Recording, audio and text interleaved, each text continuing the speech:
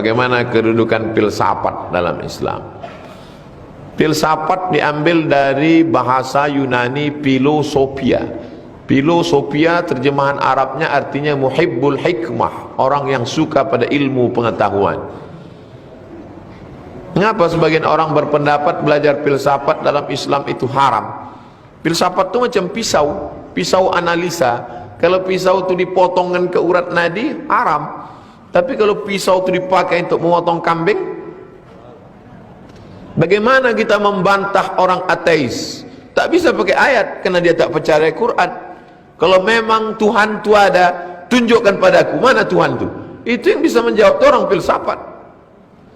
Datanglah orang ateis mendebat orang filsafat.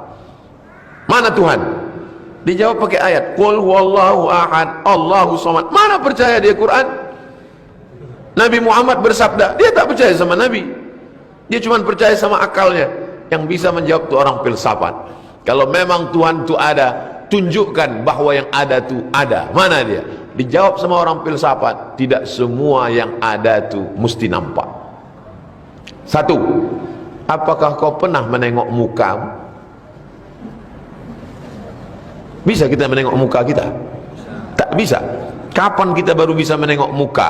Ketika orang sedang duduk di tepi kolam, kolamnya di bawah pohon rindang. Saat mencuci muka, nampaknya mukanya pertama kali. Begitu mukaku rupanya. Itulah cikal bakal awal penemuan cermin. Barulah orang bisa menengok mukanya di cermin. Tapi cermin pun berbohong. Telinga kanan nampak sebelah kiri. Kalau menengok muka kau saja tak bisa, apalagi kau menengok muka Allah. Otaknya dia jauh. Yang tak ada otak, makan otak-otak. Kurang akal, minum ayaka.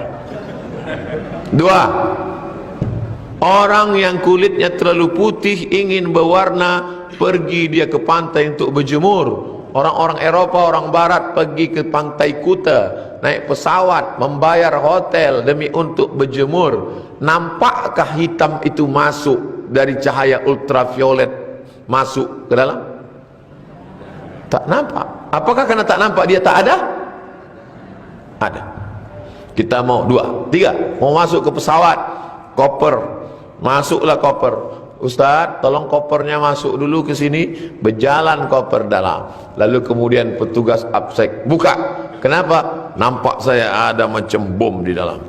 Jamaah umroh mau berangkat, dibuka berbungkus plastik, rupanya sambal belacan. Bukalah kaca tu, ada nampak cahaya X-ray. Ada, buka ujung sana, buka ujung sini, tak ada nampak. Apakah karena tak nampak lalu dia tak ada? Dia ada. Kalau cahaya X-ray tak bisa kau tengok, kalau mukamu pun tak bisa kau nampak, kalau cahaya ultraviolet tak ada nampak, maka bagaimana dengan nurun ala nur? Allah subhanahu wa ta'ala. Orang bersyahadat gara-gara filsafat, tapi orang juga bisa murtad gara-gara filsafat. Filsafatnya tak salah, yang salah adalah orang yang memainkan pisau. Jelas? Itulah maka muncul filsafat Islam. Filsafat itu diislamkan berdasarkan dalil-dalil Quran yang tajam. Akhirnya banyak orang bersyahadat masuk Islam gara-gara filsafat. Tapi kalau filsafat tidak dikendalikan oleh ulama, maka dia menjadi liar. Maka Imam Al-Ghazali menulis kitab judulnya Tahafud Al-Falasifah, kehancuran keruntuhan filsafat.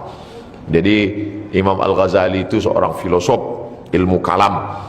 Tidak bisa orang mengenal Allah SWT kalau tidak dikombinasikan antara akal dengan wahyu. Wahyu dari Allah, akal pun juga dari Allah. Maka disusunlah sebuah ilmu khusus untuk mengenal Allah, disebut dengan sifat 20, wujud, qidam, baqa, mukhalafatul hawadisi, qiyamu binafsi, wadaniyah, qudrat, ilmun, hayat, sama, basar, kalam. Jadi kita di Pekanbaru ini sudah dikhususkan khusus ustaz-ustaz dari YTWU, ada yang spesialis di bidang akidah, hebat filsafat Islamnya, maka mengaji. Jangan cuman tablik akbar, ngaji